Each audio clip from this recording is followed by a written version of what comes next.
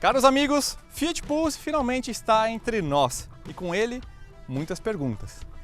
Por que ele lembra tanto o Argo, especialmente olhando de lateral e de traseira? Ele tem a mesma plataforma do Argo ou tem uma plataforma completamente nova? E como é que fica em relação às dimensões? Ele tem o mesmo tamanho do Argo ou é um pouquinho diferente, mais longo, mais largo? E em relação ao Nivus, quais são as diferenças de dimensões? E qual que é a desse novo motor GSE 1.0 turbo 3 cilindros em linha, 130 cavalos, 20,4 kgfm de torque? É verdade que tem uma versão Firefly 1.3 também? E como é que é então o acabamento interno, o sistema de infotainment, ergonomia ao volante, espaço traseiro e porta-malas? Quanto ele custa? Quais são as versões e equipamentos disponíveis? E claro, quais são as impressões ao volante do Pulse? Todas essas perguntas a gente vai responder com o máximo de detalhes técnicos a partir de agora, nessa avaliação aqui no Autoline. E aliás, se você ainda não é assinante do canal, assine, ative os sininhos e nos ajude a passar da marca de 100 mil inscritos. Nos acompanhe também nas redes sociais, Facebook e Instagram. Solta a vinheta!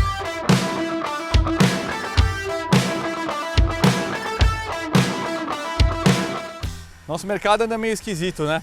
Esse ano, Up, Sandero e Etios tiveram fim de produção oficializado, quem diria? Nosso mercado está mudando muito. Esse segmento que era tão garantido para a indústria está em pleno declínio, exatamente como foi com os hatches médios, por exemplo. Essa crise dos semicondutores está levando a indústria a investir mais em veículos com maior margem, justamente porque eles têm menos componentes disponíveis no mercado. E aí o resultado é esse, você tem veículos ou muito baratos, como por exemplo o Mobi, ou então você já salta aí para os veículos do segmento B mais elevados em termos de custo. E é nesse contexto de transformação que chega o Pulse. Ele, na verdade, replica uma receita que a gente já viu no Nivus. A gente tem um mix, uma mistura aí de um hatch e um SUV, tanto em termos de dimensões, como por exemplo, o Nivus tem exatamente a seção central do Polo, né? Inclusive mesmo entre eixos, mesmas portas e vidros. Aqui a gente tem uma resolução de receita bem parecida, né? A gente tem as folhas externas de porta aqui iguais à do Argo, só que numa suspensão mais elevada em ambos os carros. E aqui a Fiat já pegou alguns conceitos, algumas soluções de design que já foram testadas no Nivus inclusive e que foram muito bem recebidas pelo público, incluindo essa cor aqui. Agora, o Pulse ele vai brigar com o Nivus só nas versões intermediárias para cima desse carro aqui. Porque a grande sacada da Fiat é que eles criaram uma versão aspirada, 1.3 Firefly, inclusive com opção de câmbio manual, justamente para você pegar parte desse segmento dos hatches B também. Então esse veículo acaba tendo uma amplitude maior em termos de alcance de mercado. O Pulse chega em três versões, Drive, Audace e Impetus. A Drive está disponível inclusive com os dois motores, então 1.3 Firefly com câmbio manual e automático CVT, mas também tem a Drive com o motor 200 GSE, o turbinado. Então Drive, Audace e Impetus, todas também têm a opção do motor GSE turbinado. Os preços e equipamentos de cada uma dessas versões não estava disponível no momento que a gente gravou esse vídeo, só que no momento da publicação que você está assistindo já está. Então a gente pôs em destaque na área dos comentários os preços e equipamentos, justamente para vocês poderem aí analisar, ver se vale a pena, o que vocês acharam dos preços. Então comentem aí, mandem bala. E vale lembrar, pessoal, este carro aqui ou qualquer outro seminovo com até 5 anos de uso, você consegue financiar com muita facilidade pelo Bradesco Financiamentos em autoline.com.br. Entrando lá no site, só clicar em simular financiamento no topo da tela, escolha a quantidade de parcelas, alguns dados bem básicos, você já tem a melhor proposta em mãos. Aproveitando que está lá no autoline.com.br, confira também as opções de seminovos que a gente disponibilizou, inclusive no link ali nos comentários, na faixa de preço do Fiat Pulse. A dianteira, sem dúvida nenhuma, é o ponto mais forte de design do Pulse. Eles utilizaram muito das receitas que eles aprenderam com a Toro, com a Estrada e beberam um pouquinho da água das soluções do Nivus. Então o que eles fizeram aqui? Elevaram muito a linha da dianteira, né? Note que essa grade ficou uma boca, inclusive bem larga, né? Uma solução que o Nivus utilizou.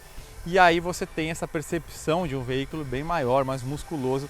Também muito ajudado por esses vincos que eles fizeram, que nasce aqui na dianteira, nessa régua que atravessa de fora a fora, inclusive ajuda na percepção de largura, mas ele vai até ali a linha do para-brisa. E aqui embaixo a gente também tem outra bocarra que dá esse ar mais agressivo, e note o tamanho do alojamento aqui desse farol de neblina elevado. Então tudo isso deixa essa impressão mais muscular, muito ajudada também pelas linhas dos paralamas.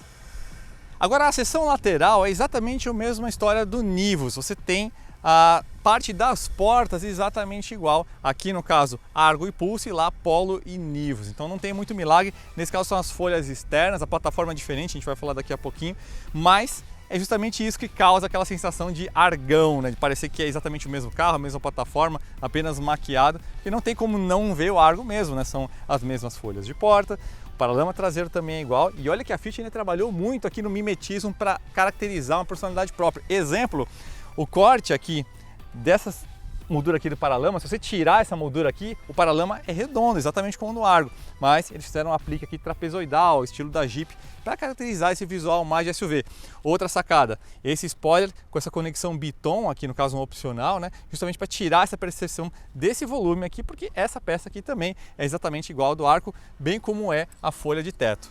Aqui na traseira a gente tem uma solução que lembra mais um hatch do que o SUV, porque o Nivus tem um balanço traseiro longo, aqui a gente tem um balanço muito parecido com o do próprio Argo. Existem SUVs com balanço curto, por exemplo, XC40, mas como você tem um hatch que tem exatamente a mesma cara nesse 3/4 traseiro, é impossível você não fazer associação. Mas ó, a folha externa aqui é totalmente diferente, tanto que a posição de placa aqui no Pulse é em cima e no Argo é embaixo, para-choque também é diferente, essa lanterna invade mais, mas de certa forma essa traseira, mesmo sendo SUV, acaba sendo mais esportiva do que a do próprio Argo. Vamos comparar então as dimensões desse carro com o Argo e o Nivus? Bom, comprimento a gente tem 4,10 metros no Pulse, são 10 centímetros a mais que o Argo e 16 centímetros a menos do que o Nivus. A largura de 1,78 m desse veículo aqui, 6 centímetros mais largo que o Argo, então já muda bem aí a cara do veículo, né? A gente está falando de 3 centímetros a mais, inclusive, que o próprio Nivus. Entre eixos, a gente tem aqui só 1 centímetro a mais do que o Argo, 2,53 m, mas são 3 centímetros a menos do que o Nivus. Então, de forma geral, tirando essa questão do balanço traseiro, que deu essa diferença de comprimento, as dimensões são meio parelhas aí entre esse veículo e o Nivus e o Argo, só que aqui a gente tem um veículo mais largo. Aí entra a grande discussão que é em relação à plataforma, né? Porque afinal, se ele tem as folhas de portas externas do Argo, paralama, teto, até o para-brisa é o mesmo, então ele tem a mesma plataforma MP1 do Argo, né? É natural pensar dessa forma justamente porque se a gente pegar Polo e Nivus, ambos compartilham aí a mesma plataforma MQB. E é aí que a coisa fica confusa, porque de fato aqui a gente tem uma plataforma nova, então o pessoal da Fiat fala que em vez do filho do Argo, esse cara aqui na verdade é o pai de um Argo que nem nasceu ainda, apesar de compartilhar esses elementos. De fato, toda essa parte do assoalho, a estrutura do veículo, as longarinas, reforços transversais são completamente diferentes, até as seções das longarinas são diferentes. Pontos de fixação da suspensão são diferentes, a travessa, o quadro dianteiro agora é plano, sistema de direção completamente diferente, pedaleira, a estrutura dos pedais também é diferente, painel completamente diferente, lógico, parte de motor também sem dúvida nenhuma é outro, então tudo mudou.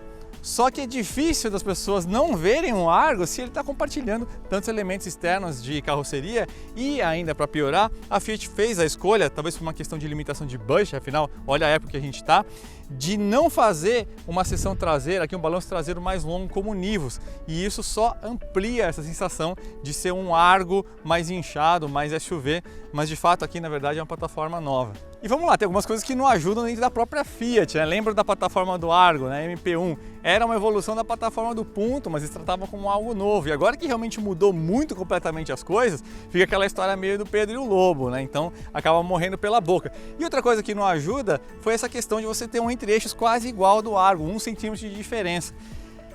Em termos de arquétipo da plataforma, a gente tem algo completamente novo, só que existe uma limitação fabril ali na planta para você conseguir fazer esse entre-eixos mais longo. Então você fica ali naquela situação que você tem um veículo que é tudo novo, mas dimensionalmente, inclusive, ele lembra plataformas mais antigas. Quem sabe, numa futura evolução aí dentro das plantas lá da Fiat, você consegue ter uma evolução da MLA com entre-eixos mais longos, mas por enquanto, tudo indica que vai ser tudo mais ou menos essa base de 2,53 m.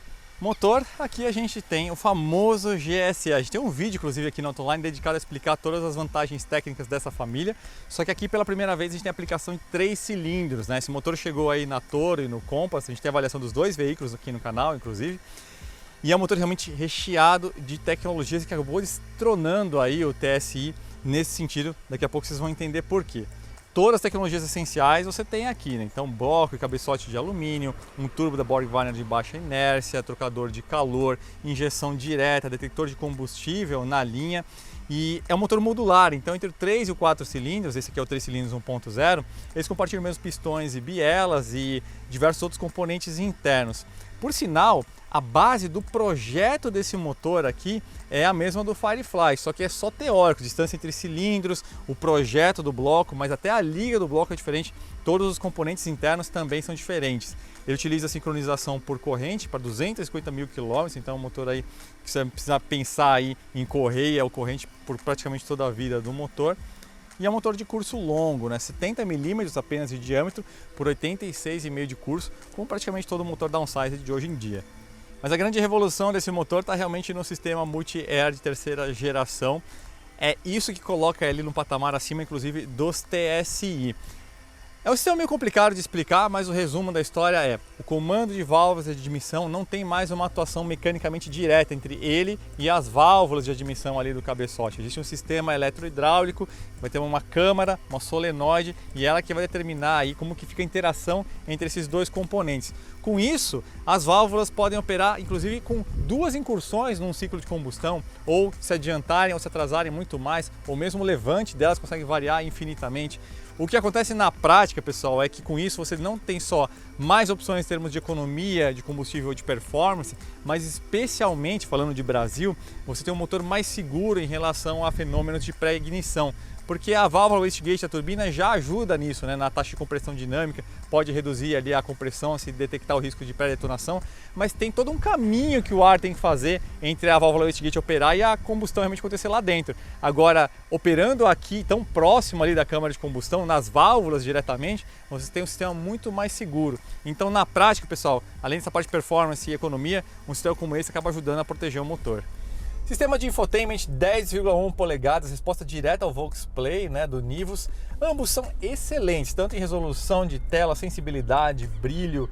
São realmente máquinas muito boas e softwares excelentes. E parabéns aí às duas equipes, os dois concorrentes, que realmente está muito bem servido.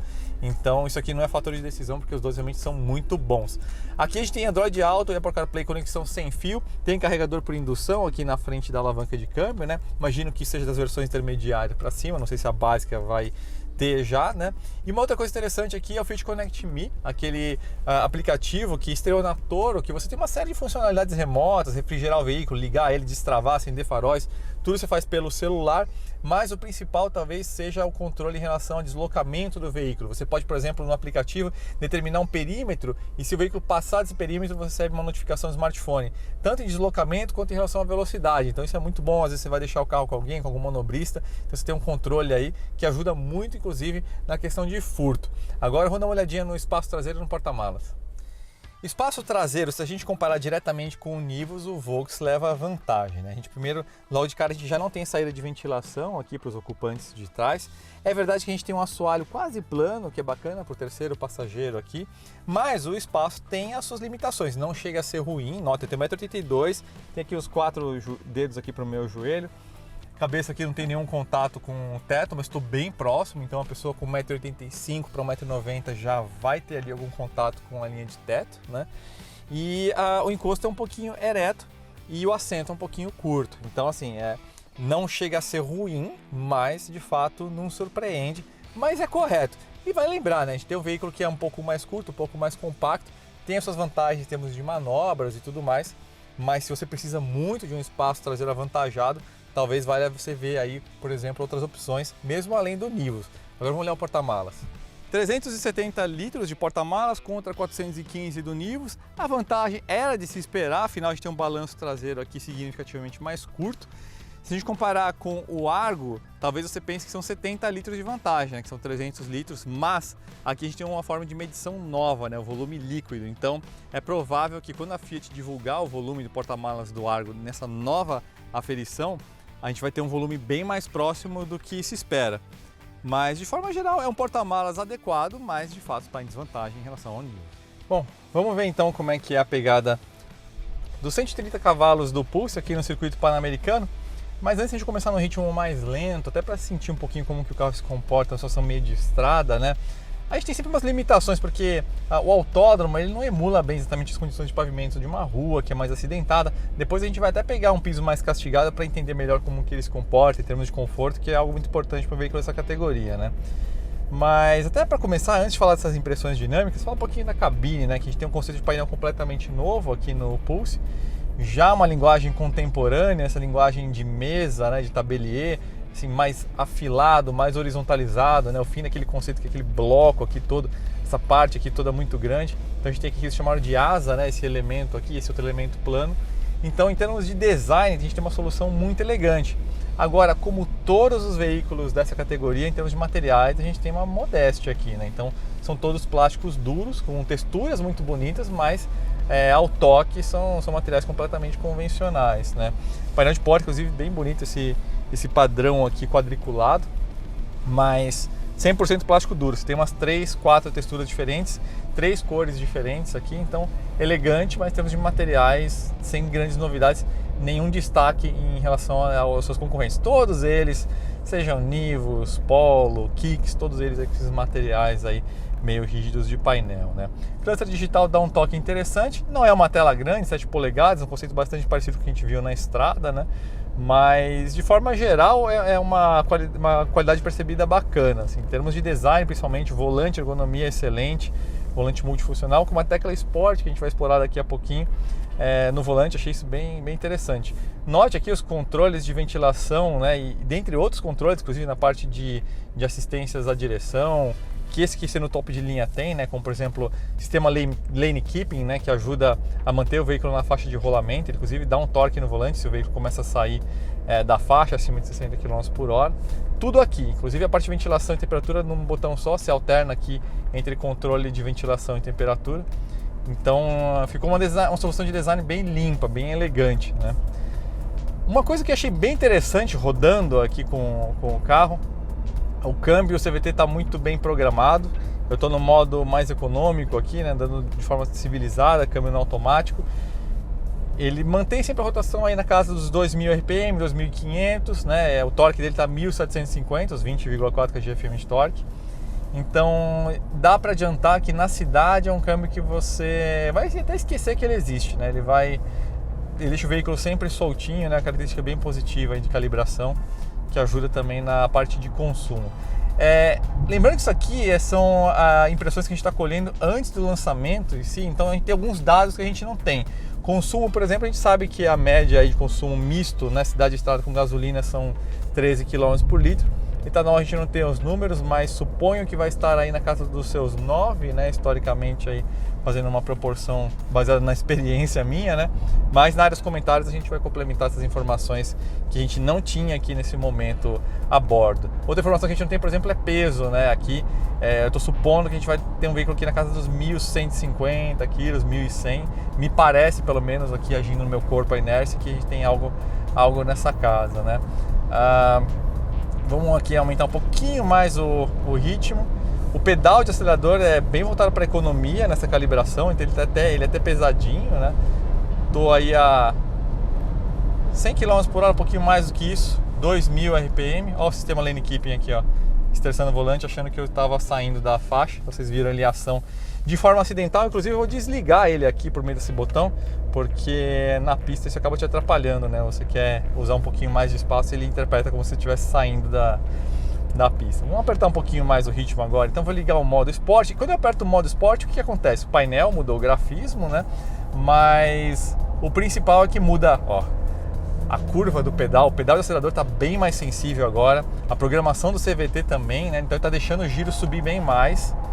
A caixa de direção também está mais firme, né? Perdeu um pouquinho de assistência. Então, nota que mesmo naturalmente o carro já está andando mais rápido, né?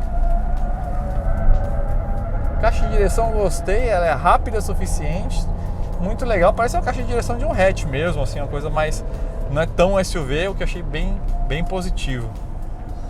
Vamos apertar um pouquinho mais o ritmo, então, pegar essa reta oposta aqui agora. Aqui nessa zebra já deu para ver uma boa capacidade de filtragem aí, de vibrações, né, no piso. Eles botaram aqui essa chicane aqui, eu não vou abusar muito, tá meio apertado. Ó, realmente mudou bem a resposta. Eu busquei o acelerador saindo ali da chicane, vocês viram que realmente a programação Sport fez diferença. E eu falei, mas não vou fazer um track day com esse carro? Não. Para uma situação de estrada, alguma coisa assim, uma ultrapassagem, com certeza vai ser muito bem-vindo. Poucos substerços, ou seja, pouca saída de dianteira para um veículo dessa categoria, então é bem interessante, viu, a dinâmica do carro. E nesse caso, inclusive, ajuda o entre-eixos dele, né? 2,53 m. Se no espaço traseiro pode causar alguma limitação, a gente vai avaliar o espaço traseiro daqui a pouquinho, né? Bem como um porta-malas. Mas em termos de ação ele acaba ajudando, né? Muito interessante. Esse trecho apertado aqui a gente consegue ver bem essa questão de se ele sai de frente, de inércia, né? Agora eu forcei um pouquinho mais, ele esfregou a dianteira, mas muito legal. Aqui a gente tem uma jogada aqui diagonal de carga que também dá pra ver bem como que ele... Olha! Bem legal, gente. Dá uma briga boa aí com o Nivus, que é outro carro bem ajustadinho dinamicamente. Muito interessante mesmo. Agora é importante a gente ver também como é que é a capacidade de filtragem dele em piso ruim, né? Então vamos pegar um pouquinho de piso castigado ali pra gente ver como que ele se comporta. Aliás, 0 a 100 eu não comentei, né? Essa formação eles deram 9,4 segundos, então é uma excelente marca aí para um veículo de 130 cavalos. Peso a gente não sabe, mas números muito bons. Então vamos pegar um pouquinho de fora de estrada aqui, mais para ver essa característica de filtragem de piso. Aliás, duas coisas que eu esqueci de falar lá na pista: a resposta de freios, gostei bastante. E uma coisa que ajudou na aderência lateral muito boa desse carro também é a largura mais, né, que ele tem. Ele tem bitolas bem mais largas aí que o Argo. A largura de carroceria são pelo menos 6 centímetros a mais. Então a Fiat fala de um trabalho muito grande que eles fizeram em termos de isolamento, o famoso NVH, né, Noise, Vibration, Harshness, né, rigidez, dureza, né, vibração e aspereza, que justamente é a capacidade de filtragem das vibrações que são transmitidas do pavimento para os componentes de suspensão, para os ocupantes, para as costas, para as mãos, para os pés. E isso envolve inclusive uma boa filtragem do motor, que um 3 cilindros, todo mundo sabe, vibra muito, né? E realmente o motor está muito bem isolado. Você o escuta, né? E tem um ronco muito bonito, todo 3 cilindros em linha, mas aquela vibraçãozinha típica de 3 cilindros realmente você não sente. Cara, a capacidade de filtragem da suspensão nesse piso realmente está impressionantemente boa. Fiat tem essa tradição, né, de carros confortáveis em piso ruim. Já historicamente, carros de 20 anos para cá tem essa característica, né, da Fiat. Então aqui é só uma evolução do conceito, né? Você tem uma plataforma mais parruda, já mais sólida, mais reforçada, mais rígida, uma suspensão já redimensionada para essa aplicação mais SUV, né? Apesar de toda essa semelhança de design com o Argo. Então o resultado é esse aqui, o carro com a capacidade de filtragem de piso muito boa mesmo. E isolamento acústico bom também. Aliás, falando em isolamento acústico, algo que eu notei, mas aí vale ter uma ressalva, som aerodinâmico, ruído de vento eu escutei bastante lá na pista, mas a gente sabe também que está numa situação de caramba, quero quase que foi pro espaço. A gente sabe que está numa situação de muito vento aqui, porque estava chovendo, chove e para, então vou deixar sob júdice essa questão aí de ruído aerodinâmico. Mas lembrando, né, que é um veículo com a frente mais alta, essa área frontal maior, a tendência é de você ter um ruído aerodinâmico maior. Agora, em termos de isolamento, capacidade de filtragem de piso, realmente está muito bom mesmo, está bem interessante. Não é um veículo off-road, né, gente? Tem aqui essas caixas de ovos, mas que mostram a capacidade do veículo mais nessa questão de lidar aí com essa questão de vão livre, ângulo de entrada e de saída, mas não é a proposta dele. Mas pelo menos você sabe que você consegue passar por alguns obstáculos aí sem muitos problemas, né? Então, de fato, ó, a gente está aí numa situação que não é exatamente um hatch, normalmente não passaria por isso, né?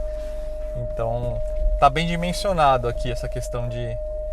Nem é muita proposta dele, como eu disse, mas ele vai que vai. Tô pegando leve aqui só por uma questão de integridade, mas, nossa, ele foi facinho. E afinal, então, quais são as minhas impressões depois desse dia com o Fiat Pulse? Bom, em primeiro lugar, é muito difícil de dar um veredito sem saber os preços. Nesse momento, você que está nos assistindo aí no YouTube já viu os preços que eu destaquei ali nos comentários e você mesmo pode avaliar se é um bom negócio ou não. Sem a figura do Cacau, realmente fica difícil de você ter um entendimento se ele é um bom rival, uma boa opção ao Nivus ou mesmo uma boa opção de forma geral.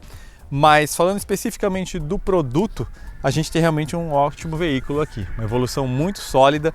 A gente tem uma plataforma muito rígida, uma suspensão muito bem calibrada, muito bem filtrada. Então todas as características que você procura em termos de conforto, de agilidade ou mesmo de eficiência, você vai encontrar aqui. Tem sim aí os seus as suas limitações, né, como a gente viu na questão do espaço traseiro, falta de saída para ventilação, essa questão dessa plataforma nova, mas com entre-eixos antigo e um porta-malas diminuto para um SUV, o que deixa ele bom para estacionar, o que acaba sendo uma vantagem, mas de fato, se comparar ao Nivus, a gente tem uma desvantagem aí em termos de volume, né? Então, ele tem vantagem em algumas coisas, desvantagem em outras. É um interior com materiais modestos, mas muito bem desenhado, como eu falei. Então, de forma geral, ele passou uma excelente impressão, mas sem a figura do preço, realmente fica difícil da gente chegar numa conclusão. Então, dessa vez em especial, eu vou deixar a conclusão para você aí que está nos assistindo. Comente aí depois de você ver os preços e depois de você ter assistido essa avaliação, qual que é a sua percepção? Se você levaria esse carro ou se você escolheria algum outro. Então, é isso, pessoal. Agradeço muito a audiência de vocês. Assine o canal, nos ajude a passar de 100 mil inscritos e nos vemos numa próxima.